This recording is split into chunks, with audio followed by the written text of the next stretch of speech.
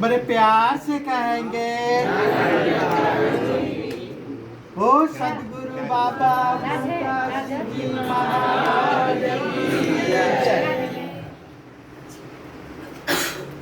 चलिए मनोरमा जी ये बात जल्दी समाप्त करें।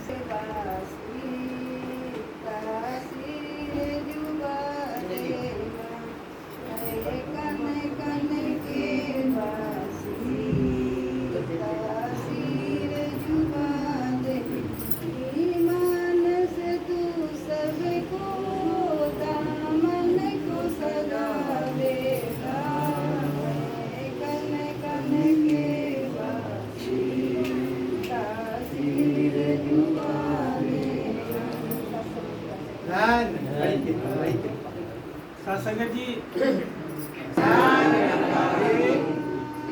जो बोले किस बलिया पूजनीय सतगुरुदेव बूटा सिंह जी महाराज की जय। जो बोले किस बलिया धन निराकार जी पूजनीय सतगुरुदेव मेहताब सिंह जी महाराज की जय।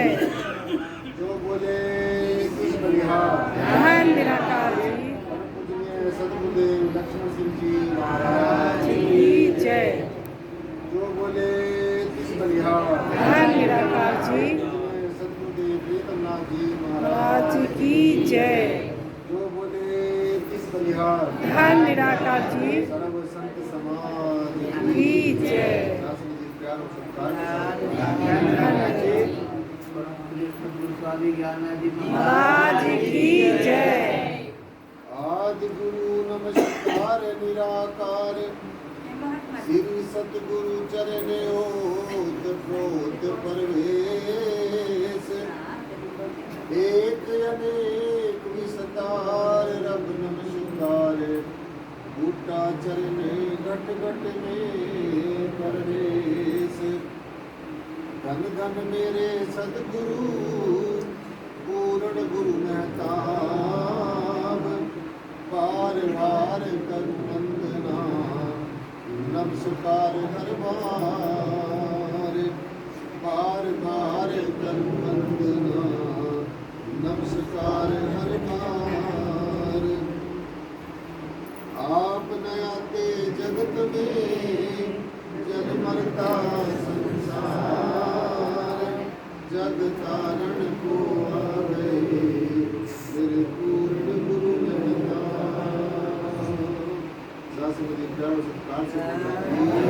निराकार जी सतगुरु चरण शरण में कटे पाप और रोग हर्ष शोक व्यापी नहीं मिले निरंतर योग सतगुरु के प्रताप से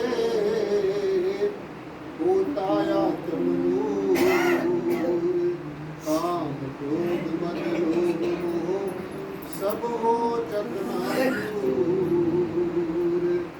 नमो नमो गुरुदेव जी सत्संगत आप सजाई आदि अनादि अनंत गुरु जी हरदम होत सहाय आदि अनादि अनंत गुरु जी हरदम होत सहाय।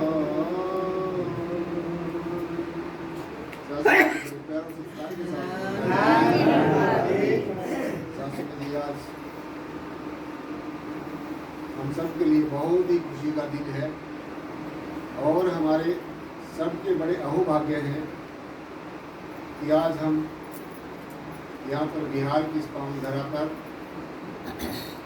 दिगवारा में ये ज्ञान चर्चा सुनने और सुनाने का हम सबको सौभाग्य प्राप्त हुआ है। दास साहब के चरणों में सारी सास संगत के चरणों में मातृ शक्ति के चरणों में बार बार बलिहार जाता है कि आपकी कृपा से ही आप संतों की कृपा से ही आप सबके दर्शन करने का हम सबको ये मौका मिला है। और जैसा कि आज सबको पता है कि आज एक बहुत ही विशेष दिन है हमारी भारत की संस्कृति में। हमारी भारत की जो सत्यम सीम और संयम संस्कृति है जो सनातन और शाश्वत संस्कृति है साथ संगत जी, आज का दिन बहुत ही महत्व रखता है। आज का दिन बहुत ही महत्वपूर्ण है। आप सबको पता है कि आज एक बहुत ही महान पर्व जिसको हम महाशिवरात्रि कहते हैं, महाशिवरात्रि का पर्व आज भारत में ही नहीं, देशों विदेशों में जहाँ पर भी भारत की संस्कृति को मानने वाले लोग रहते हैं, आज बड़े हर्षों और उल्लास के साथ मनाया जा रहा है।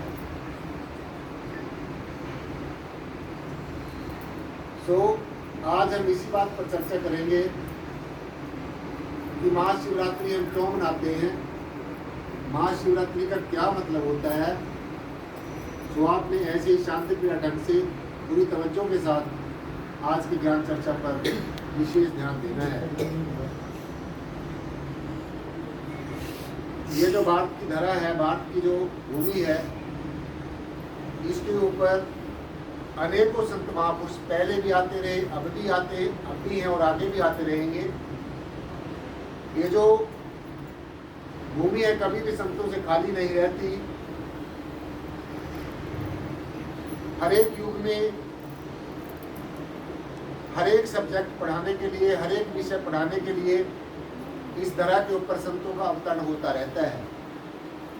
और हमारा भारत देश ही एक ऐसा देश है जहाँ पर परमेश्वर को सभी रूपों में माना जाता है। अनेकों पूजा पद्धतियाँ होते हुए भी, अनेकों योग युक्तियाँ होते हुए भी हमारे संतों महापुरुषों ने, चाहे वो किसी भी मजहब में पैदा हुए हैं, किसी भी धर्म में पैदा हुए हैं, किसी भी विचारधारा को मानने वाले हुए हैं, लेकिन सबका एक ही उद्देश्य रहा है और सबका एक ही उद्देश्य रहेगा कि हम सबका परमपिता परमेश्वर एक था, एक है और एक ही रहेगा।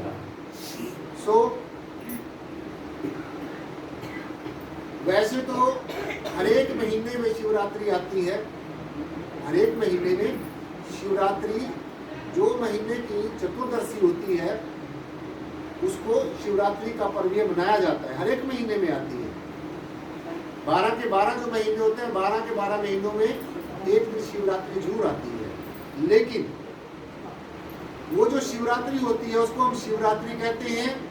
और जो विशेषकर ये फाल्गुन के महीने में शुक्ल पक्ष में चतुर्दशी के दिन जो मनाई जाती है, इसको हम क्या कहते हैं, इसको महाशिवरात्रि कहते हैं। तो महाशिवरात्रि का हमारी संस्कृति में, जो भारतीय सत्यम शिवम और सुंदरम संस्कृति है साथ संगत जी, एक बहुत बड़ा महत्व है। महाशिवरात्रि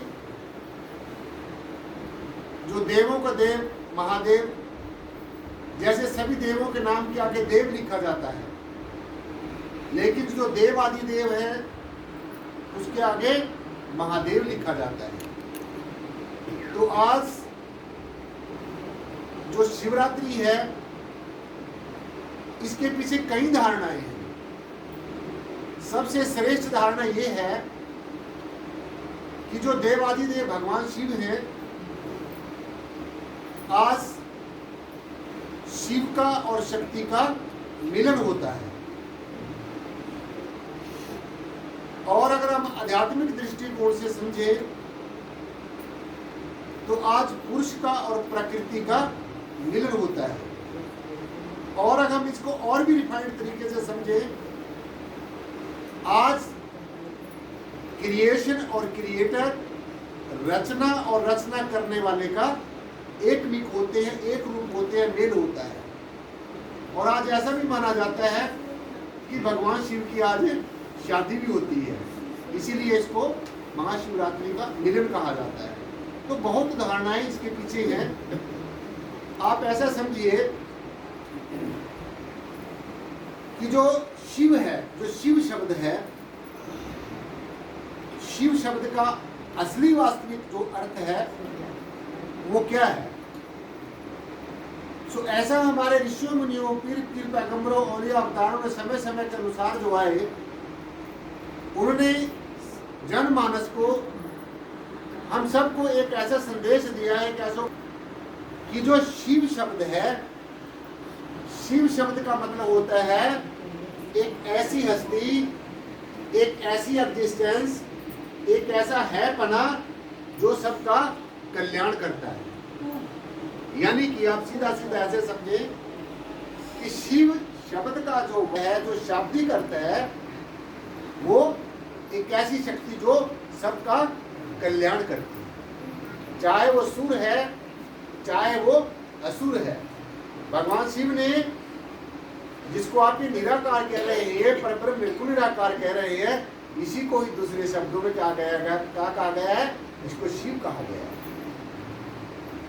सो ये ही एक ऐसी शक्ति है जो हमारे ओत प्रोत है, हम इसके अंदर हैं और ये हमारे अंदर है। ये ही हमारा अंशी है, हम इसके अंश हैं।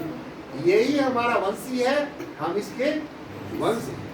यानी कि आप ऐसा सीधा सीधा समझिए, ये जो परमेश्वरी है, परब्रह्म निराकार सर्वाधार विश्वाधार परम तत्व है, ये हमारा अंशी भी है और ये हमारा वंशी भी है। ये समुद्र है, हम इसकी एक बूंद है। ये बहुत विराट है और हमारा एक छोटा सा सूक्ष्म रूप है। ये सूर्य के रूपी है और हम इसकी एक किरण है। यानी कि ये समझ लीजिए कि इसमें और आप में कोई फर्क नहीं है। हम ये हैं और ये हम हैं। जब इसकी इच्छा होती है ये साकार बन जाता है और जब इसकी इच्छा होती है ये निराकार बन जाता है। जब इसकी इच्छा होती है, ये जो शिव है, ये जो महादेव है, देवों का देव है, जब इसकी इच्छा होती है सासंग जी, ये संकल्प मात्र से, इसके अंदर एक स्वतः ही, इसीलिए इसको स्वयंभू कहा गया है। इसको ना कोई बनाने वाला है, ये सबको बनाता है लेकिन इसको कोई बना नहीं सकता। इसकी कल्पनाएं की जा सकती हैं, अनेकों कल्पनाएं जीव ने इसके बारे में की है। कोई इसको किसी रूप में मानता है, कोई इसको किसी रूप में मानता है। इसीलिए जो तत्वदर्शी संत महापुरुष हुए हैं, जो आत्मदर्शी संत महापुरुष हुए हैं, जो जिन्होंने परमेश्वर को देखा है, जिन्होंने परमेश्वर को जाना है, इस सत्ता को पहचाना है और जो जीते जी इसके साथ एक रूप हुए हैं, एक रस हुए हैं, एक निक हुए हैं, ऐसे महानुभावों ने, ऐसी महान आत्माओं ने, ऐसी महान विभूतियों ने ये कहा है कि तो ही मोही, मोही तो ही, अंतर कैसा, कनक कटक जल तरंग जैसा, जो ना हम पे पाप करंता, अहे अनंता, पतित पावन नाम कैसे हो। हे परमेश्वर, हे परब्रह्म निर्गुणाकार सर्वाधार विश्वाधार परम तत्व, खंडों ब्रह्मांडों के मालिक, अनेकों नियामतों के मालिक, तेरे में और मेरे में कोई फर्क नहीं है। और अगर फर्क है, फर्क भी है, वो फर्क क्या है, कनक कटक जल तरंग जैसा। जैसे एक समुद्र में से तरंग उठती है, आप समुद्र हो और हम आप में से उठने वाली एक तरंग है। जैसे हमारी बहन बेटियां आभूषण पहनती हैं, सोने चांदी के आभूषण पहनती हैं, वो सोना एक ही होता है लेकिन उसके आभूषण अलग अलग बनाए जाते हैं। इसीलिए कहा कि कनक कटक जल तरंग जैसा। जैसे सोने से बने हुए अनेकों आभूषण, सोने से बने हुए, चांदी से बने हुए अनेकों जेवरात, और जल तरंग जैसा, जैसे समुद्र के अंदर से जल से निकले हुए अनेकों बुलबुले, अनेकों तरंगे, पानी में से बुलबुले उठते हैं, कुछ देर अपनी लीला करते हैं, दिखते हैं और अंततः उसी में समा जाते हैं। तो इसीलिए ये जो परमेश्वर है, ये परब्रह्म निर्गुणाकार सर्वाधार विश्वाधार परम तत्व है, जिसको हम महादेव कह रहे हैं, शिव कह रहे हैं, अनेकों नामों से हम इसको पुकार रहे हैं। तो ये सबका कल्याण करता है। हम जीव हैं, ये शिव है।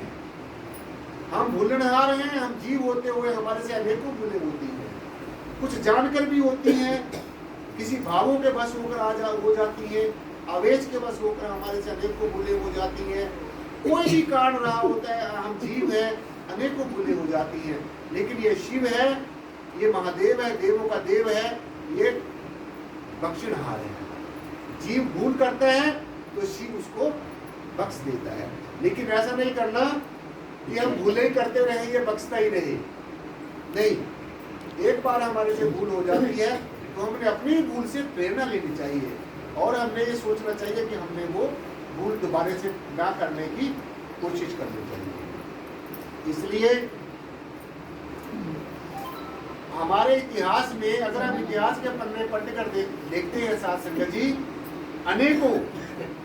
अनेकों ऐसे उदाहरण मिलते हैं कि अनेकों सुर हुए हैं, अनेकों असुर हुए हैं, जिन्होंने महादेव के ऊपर ही अटैक करने की कोशिश की है। अज्ञानतावश समझ लो, या कोई हमने कोई जप करके तप करके कोई रिद्धि सिद्धि शक्ति को प्राप्त कर लिया है, कोई करामात को प्राप्त कर लिया है, कोई चमत्कार को प्राप्त कर लिया है। आजकल जैसे आप देख रहे हैं, आज के युग में आप हर रोज देखते हैं, तो इसलिए चमत्कारों में, करामातों में, छोटी छोटी उपलब्धियों में आपने फंसना नहीं है। अगर आप इन चीजों में फंस गए प्लीज डर जाइए। अगर आप इन चीजों में फंस गए साथ संगत जी, तो आप परमेश्वर के नहीं हो सकोगे, परमेश्वर को उपलब्ध नहीं हो सकोगे। इसलिए परमेश्वर की महिमा अनंत है।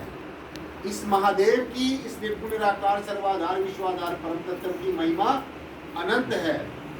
आज देखो, जब से भी सृष्टि की संरचना हुई है, अनेकों संत महापुरुष हुए, अनेकों शास्त्र लिखे गए, अनेकों ग्रंथ लिखे गए, अनेकों पृष्ठ लिखे गए इसकी महिमा में। बाइबल लिखी गई, पावन कुरान लिखी गई, गीता लिखी गई, रामायण लिखी गई, कतेब लिखे गए, वेद लिखे गए, अनेकों पृष्ठ लिखे गए, सब परमेश्वर की महिमा में लिखे गए। जैसा जैसा किसी ने परमेश्वर को समझा, जेता जेता जाना, तेता तेता बखाना। तो जितना जितना जितना जितना किसी को जहाँ जहाँ तक, किसी को यहाँ तक का अनुभव हुआ, किसी को यहाँ तक का हुआ, किसी को यहाँ तक का हुआ, किसी को यहाँ, और किसी को इस पूरे के पूरे का हो गया है। तो हमने ये नहीं, इस अहम के वशीभूत नहीं होना कि हमें परमेश्वर का ज्ञान हो गया है, हमें परमेश्वर हमने देख लिया है। तो ये कोई बहुत बड़ी बात नहीं की आपने है, ये अनादिकाल से चला आया है, ये सिलसिला अनादिकाल से चला आया है। इसलिए साथ संगत जी, आप बड़े बड़भागी हो, आपके बड़े अहोभाग्य हैं जो आप इस ब्रह्म की चर्चा को सुन रहे हैं। और जब हमारे जीवन में आत्मदर्शी सतगुरु का आगमन होता है, गुरु अनेकों होते हैं जीवन के अंदर, अनेकों गुरु हमें मिले, अनेकों गुरु आपको भी मिले। गुरु वो होता है जो हमें कोई इल्म सिखाता है, कोई विद्या सिखाता है, कोई हुनर सिखाता है, कोई आर्ट ऑफ लिविंग सिखाता है, कोई कुछ भी अपने जीवन का उत्थान करने का कोई हमें तौर तरीका समझाता है, उसको हम गुरु कहते हैं।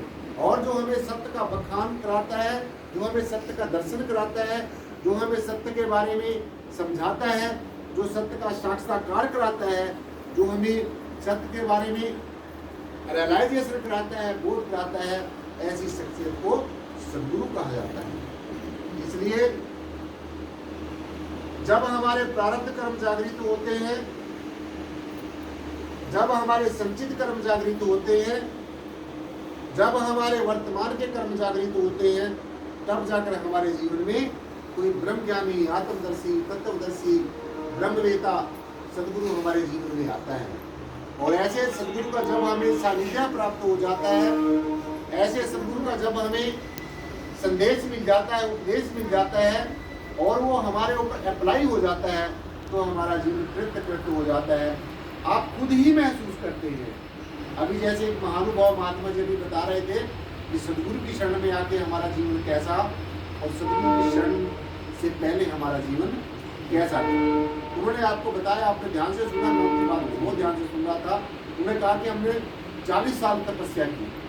आप 40 साल की बात छोड़िए, ऐसा शास्त्रों ग्रंथों में बताया गया है कि 88,000 वर्ष तपस्या की। अब ये झूठ है सच है मालिक जाने, लेकिन ऐसा सा पढ़ने को मिलता है कि 88,000 तप करके, जप करके, अनेकों अघोर साधनाएं करके, अनेकों तरह की योग युक्तियों को अपनाकर भी साधक तो थे, ऋषि मुनि जो थे, वो परमेश्वर को उपलब्ध नहीं हुए।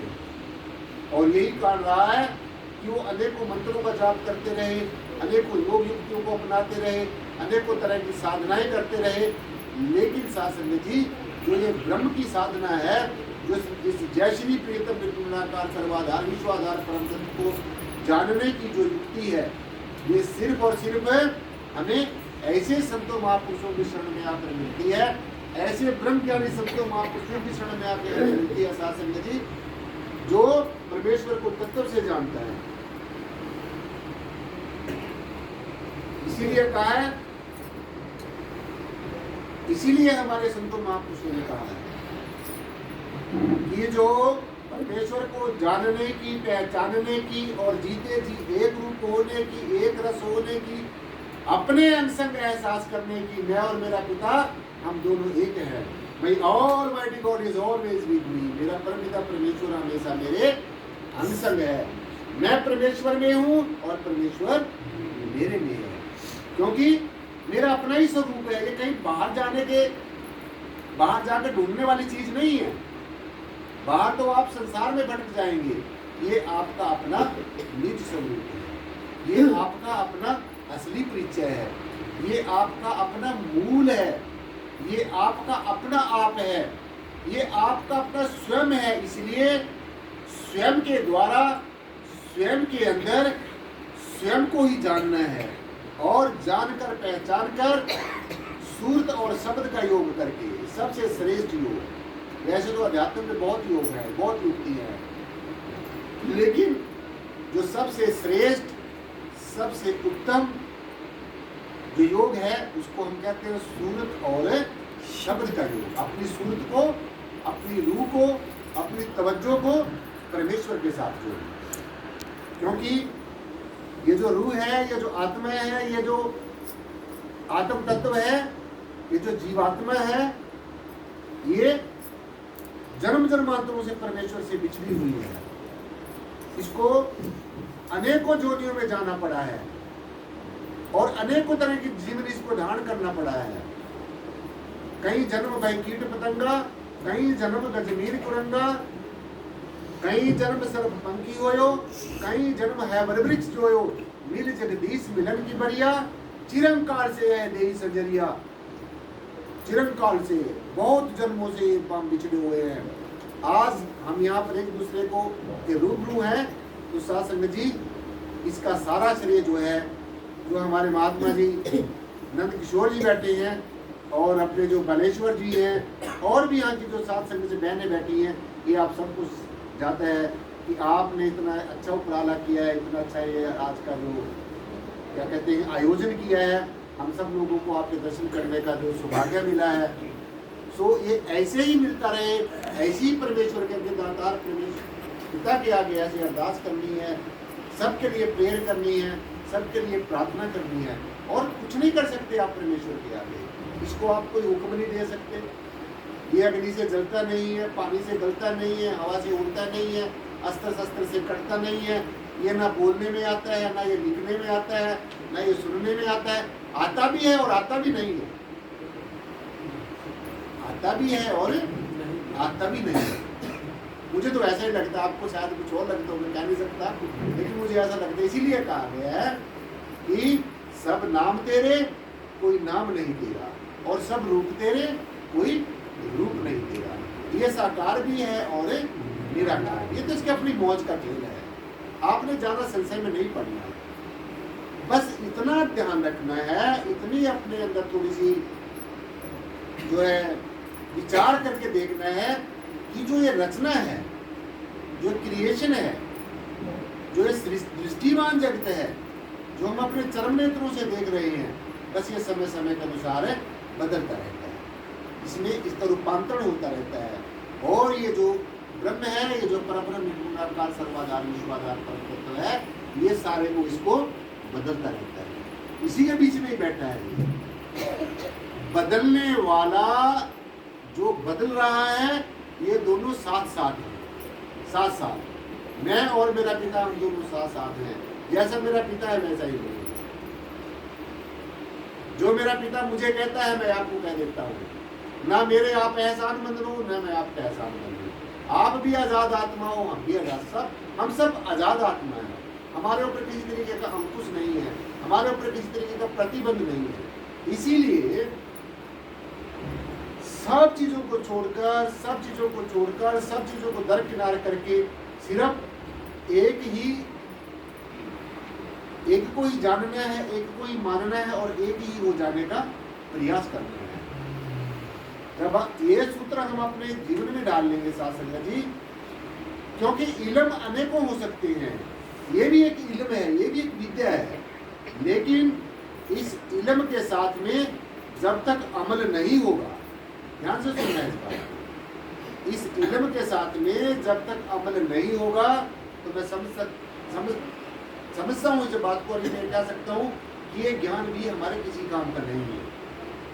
ये ज्ञान जो आपको दिया है, इसके साथ साथ में ध्यान का होना बहुत ज्यादा जरूरी है, अति जरूरी है, बहुत ही ज्यादा जरूरी है। अदरवाइज इस ज्ञान के सहारे ना बैठे रहना, ये ज्ञान अहंकार का कारण भी बन जाता है।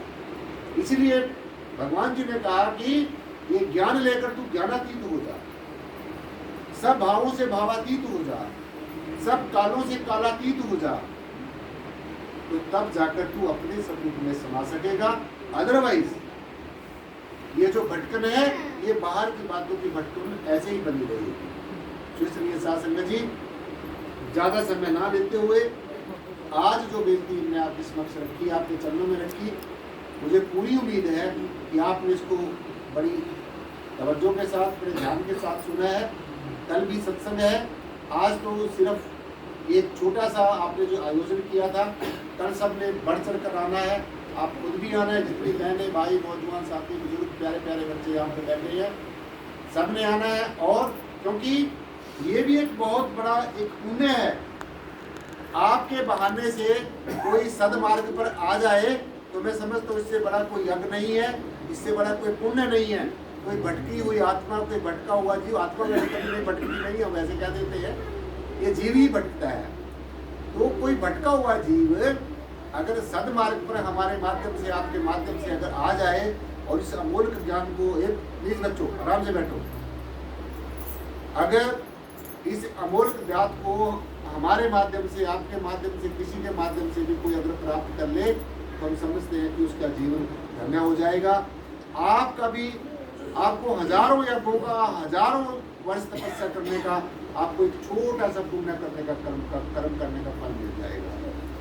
आप तरे औरन को उतारे, आपका अपना तो उतारा पार उतारा होगा ही होगा, लेकिन जिसको आप प्रेरणा दे दोगे तो आपसे वो प्रेरणा लेकर उसका भी पार उतारा हो जाएगा, उसका जीवन भी साथ संगत जी जो है कामयाब हो जाएगा, वो भी अपने जीवन के जो उद्देश्य है उसको प्राप्त कर लेगा।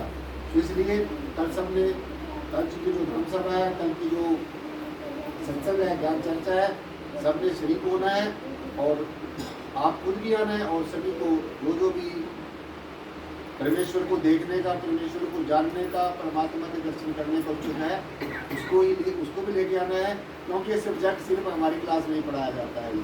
और तो पूजा पाठ आप जहाँ भी करते हो करो, वो आपका अपना विषय है, लेकिन बिना जाने, बिना पहचाने कभी भी भक्ति कामयाब नहीं हो सकती। इसलिए जो जानता है वही जना सकता है, जिसको पहचान है वही पहचान करा सकता है। हमारे सदगुरु ने जैसे हमें इस बात की रहस्य को बताया है, ऐसे ही हम लोग आपको बता देते हैं, और आप इस रहस्य को जानकर हमने ऐसे ही अपना जीवन यापन करना है। सदगुरु के आदेश और उपदेश की बाखूबी पालना करनी है। और जो सदगुरु का हमें हुक्म होता है साथ संगत जी, जो हमें सदगुरु हमें जो संदेश देता, उपदेश देता, उसके ऊपर हमेशा फूल चढ़ाने हैं, क्योंकि सदगुरु के मुख के अंदर ब्रह्म कल्प होता है। ब्रह्म हम सबके अंदर बाहर है, लेकिन जिस मुख के अंदर प्रकट होता है, जब प्रकट होकर हमें संदेश देता है, तो वो हमारी बातें अथेंटिकेशन हो जाती है, अथेंटिकेट हो जाती है, वो बातें पक्की हो जाती है। तो आज की ज्ञान चर्चा साथ संगत जी यहीं पर संपन्न होती है। इस उम्मीद के साथ कि आपने आज की जो ज्ञान चर्चा सुनी, आप इसको घर जाकर भी विचार करेंगे और कल के जो प्रोग्राम है उसके लिए पूरी तैयारी के साथ पूरा बढ़ चढ़ कर आप लोग आएंगे, ताकि कल का जो पर्व है वो भी बड़ी धूमधाम से मनाया जाए, जैसा आज हम ये महाशिवरात्रि का पर्व मना रहे हैं।